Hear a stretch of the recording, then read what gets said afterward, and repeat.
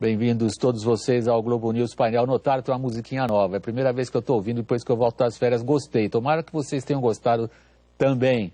Para mim é um prazer estar de volta aqui com vocês, que nos acompanham sempre. O tema do painel desta semana é tentar estabelecer em que medida a crise brasileira alterou ou não a maneira como o Brasil se relaciona lá fora. Nós vamos falar de política comercial, de política internacional, de algumas das crises e tentar responder a uma pergunta que não é fácil. A crise tornou o Brasil mais relevante ou, eventualmente, não sei, é o que a gente vai falar, menos relevante no cenário internacional. 3 são os nossos convidados aqui no estúdio da Globo News de São Paulo. Começa a apresentação dos nossos participantes pelo embaixador Rubens Barbosa, foi nosso embaixador em Londres, também em Washington. Atualmente o Rubens edita a revista Interesse Nacional. Está conosco Ingo Plöger, ele é presidente internacional do Conselho Empresarial da América Latina, o CEAL. E o terceiro participante é meu colega, o jornalista, diretor do Brasil Instituto do Woodrow Wilson Center, que tem sede lá em Washington, é o Paulo Sotero. Aproveito esse momento para enviar uma saudação especial a você, o ouvinte da Rádio CBN, você que nos acompanha, nos dá esse prazer de nos acompanhar todos os sábados à noite. Rubens, a pergunta inicial é super abrangente.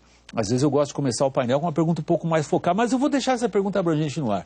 Essa crise está tornando o Brasil um país mais importante ou menos importante no cenário internacional? Não sei se você quer pensar alguns das gavetinhas da situação internacional ou prefere responder de maneira abrangente também, Rubens. A palavra é sua. Bom, depende do ângulo que você analisa a questão. Se você olhar do ponto de vista da América do Sul, o Brasil ficou mais relevante para os países, porque todos os países são afetados pelo Brasil. Mas aí são pelas razões ruins, né? Do ponto de vista internacional, o Brasil ficou menos relevante do ponto de vista do investimento que está fugindo, enfim, do ponto de vista das empresas que gostariam de vir investir no Brasil, estão investindo em outros lugares. Depende. Eu acho que essas opções equivocadas que nós fizemos aqui durante esses 12, 13 anos estão tendo um custo muito grande para o Brasil. Independentemente da crise, você diria? Independentemente da crise. Quer dizer, ao longo desses 2, 3 governos do PT, nós tivemos decisões equivocadas que estão agora criando um custo grande para o Brasil, que está refletindo justamente na percepção externa que se faz do Brasil. Ingo, a avaliação que o Rubens Barbosa, experiente diplomata, faz da situação não é boa. Ele nos coloca diante de uma parede. Não só a crise, mas erros de condução de política internacional nos últimos 12, 13 anos nos colocaram numa situação muito difícil. Estão cobrando um preço. Você se associa a essa avaliação? O Brasil se torna mais importante na atenção pela situação crítica na qual nós nos encontramos. Eu concordo com o Rubens que a América Latina nos olha, principalmente a América do Sul, de uma maneira muito especial e existem países muito dependentes da relação com o Brasil. No caso da Europa, é um pouco diferente, porque a pauta europeia, no momento, está sendo levada por questões humanitárias, a questão econômica, onde o Brasil, na sua relevância, não desponta. Questão humanitária, obviamente, que você se refere à crise dos refugiados. Exatamente. Econômica, a situação interna do bloco do euro. Do bloco do euro, né? E em relação aos Estados Unidos, a própria situação dos presidenciáveis e outros, e Cuba, no momento, com a visita do Papa, etc., tem uma série de questões que estão sendo levadas em primeiro momento. Porém, eu acho que o Brasil mudou a sua pauta internacional de janeiro para cá. E isso nem sempre é notado. Mas teremos os países tempo para ver isso. Envolvidos... Vamos abordar isso com certeza. Eu vou, em primeiro lugar, explorar o balcão no qual o Paulo Sotero está, lá em Washington. A gente usa você várias vezes no painel, quando acontece que você está aqui pelo Brasil. Paulo, obrigado pela presença.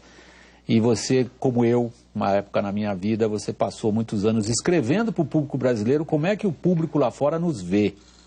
Agora você está em Washington, um lugar ótimo para tentar entender como é que os americanos estão vendo o Brasil, Paulo. Eu acho que os americanos que acompanham o Brasil vêm com muita perplexidade. Porque, enfim, o Brasil vinha aparentemente num protagonismo muito grande, meteu-se numa crise que foi inventada aqui, É uma crise produzida no Brasil por brasileiros, é uma mistura, isso está claramente nos relatos de imprensa, por uma mistura de má administração, incompetência, corrupção, e isso, obviamente, as pessoas recebem com um certo choque, com uma certa perplexidade, porque a mudança de percepção foi muito abrupta.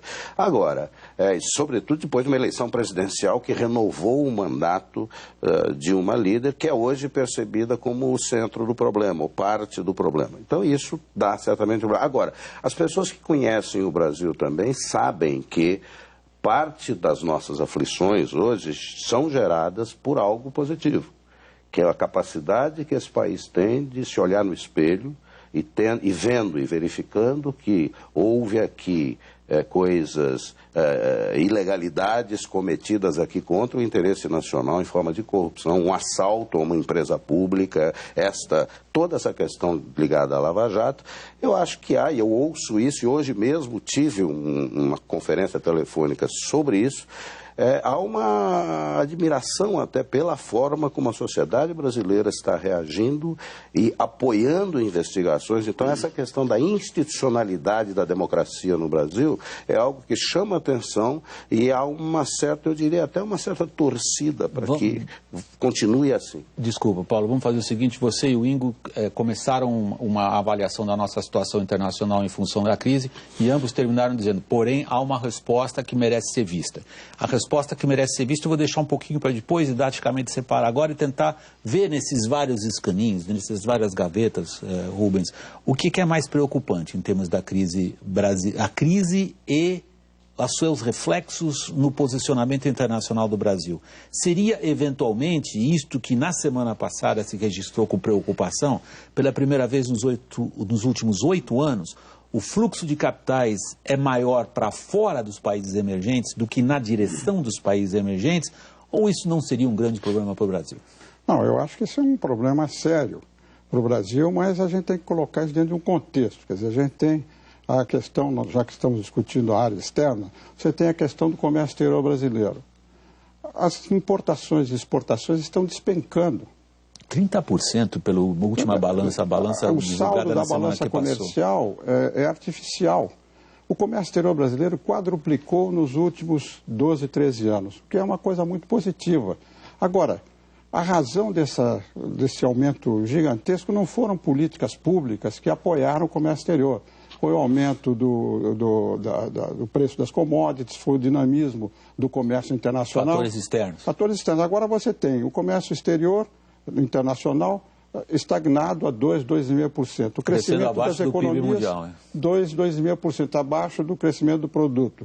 Aqui no Brasil, nós temos uma vulnerabilidade tremenda. Eu não acho que esse superávit que foi gerado por uma série de razões internas aqui seja mantido sem uma reforma importante no comércio exterior. Você tem vulnerabilidades enormes. A competitividade, por exemplo, os números aí do Fórum Econômico Mundial. O Brasil despencou 18 posições. A produtividade está caindo. O dólar apenas, a desvalorização do dólar apenas não vai ajudar o comércio exterior. Você querer abrir para fazer acordos comerciais, como o governo está querendo, e de alguma maneira se inserir mais fortemente no comércio internacional, vai ser muito difícil porque nós não temos competitividade. Ingo, essa é uma questão crucial no momento. Há formas de se encarar, por exemplo, boa parte do governo preocupado acha que o dólar vai nos dar uma ajuda em dois sentidos. Primeiro, porque, de certa maneira, corrige, se bem que pelos fatores negativos, nossos problemas de balanço de pagamentos. Por outro, nos abre possibilidades lá fora em termos de exportação. É fato? Eu acho que o dólar estava sobrevalorizado há muito tempo. Quer dizer, quando Lula assumiu o governo, o dólar chegou a R$4. Isso fazem quase 12 anos atrás. Então, 12 anos com um dólar abaixo, o real, abaixo de R$4 por dólar, é uma sobrevalorização. Quer dizer, se você olhar nossas produtividades, ou mesmo a inflação do dólar,